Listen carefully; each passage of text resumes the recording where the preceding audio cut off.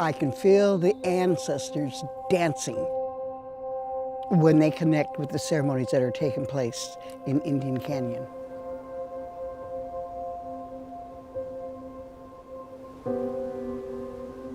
We've always been here since the beginning of time. Today is the best time for an Ohlone person to be alive since contact, because the ancestral spirits are starting to wake a lot of people up.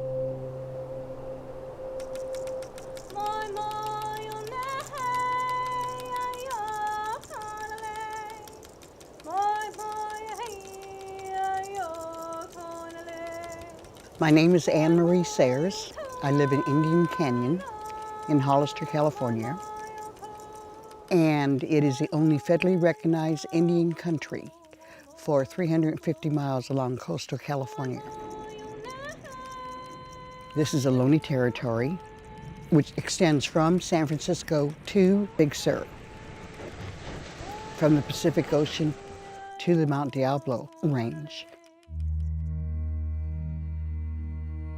Between 1887 and 1905, 91 million acres of Indian-owned land disappeared for the people coming west. To say you were Indian was suicidal. And when you have a Native woman watch her husband get killed, her son get killed, she's going to tell her daughter, say you are Mexican for sheer survival. During the gold rush, there were bounties on the heads of indigenous people in California. In 1854, the U.S. government paid $5 a head for California Native peoples. The resulting genocide and diseases killed nearly 95% of all California natives by 1880.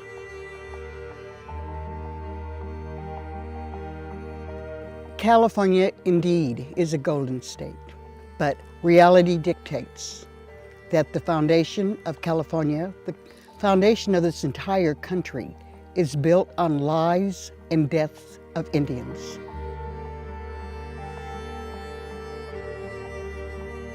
The California mission system forced the Ohlone people into servitude and set the stage for the destruction of our culture. When the Native peoples whom did not like the restrictions at the mission would run away, Indian Canyon served as a safe haven. We are right in the heart of the Gavilan Mountain Range. You have to be very intimate with the area to find the canyon. Cienega Road means swamp. Ohlone people who were able to navigate into the canyon were safe during the bounty era. When I realized the American Indian did not get the right to practice their religion freely until 1978 with the American Indian Religious Freedom Act, and I was horribly upset. And so I opened up my great-grandfather's trust allotment to all indigenous people whom are in need of traditional lands for ceremony. I am so happy you were here. There are a number of Ohlone descendants that have not healed. There's still anger there. And we have 9 sweat lodges, and I offer them to start participating in ceremony. And I'm watching slowly healing taking place. And for me, that's the reason for living. We still truly respect and honor our ancestors, particularly with all the development that has taken place in San Francisco, in Silicon Valley. Indian Canyon is sacred.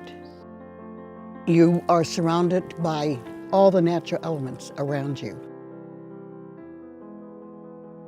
I was born and raised here. My umbilical cord is buried here in this canyon, so I will always be connected.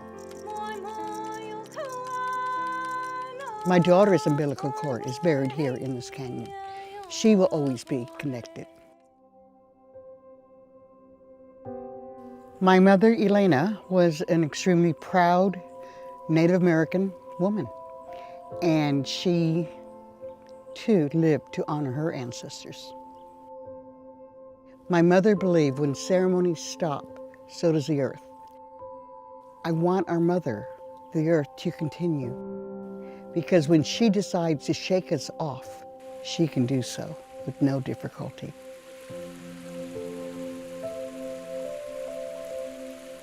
Water is the blood of the earth.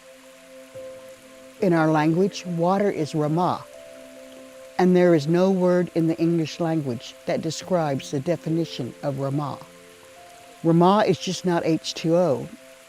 It's a movement of the water, it's a sound of the water, it's a creek that contains the water. They are one and inseparable. And if you take the time to listen, you can actually hear the water talk to you, whisper to you. It's just taking the time to listen. 2 years ago, I was one of the initial signatories to get on the ballot so the people can decide if we wanted fracking or not in San Benito County. And it was 16-1 the oil company spent to every $1 that we were able to raise, and we won. It made national news, and there is no fracking now in San Benito County, which I'm so happy to say. I want to see truth in history. All lenses should be shared, not just a European lens. Non-Native people can learn a lot from the Native peoples that are still alive, that are still living on their lands, in a manner that is respectful. We have a gesture of reciprocity and respect and altruism. As people of the land, when we give of ourselves, it will come back.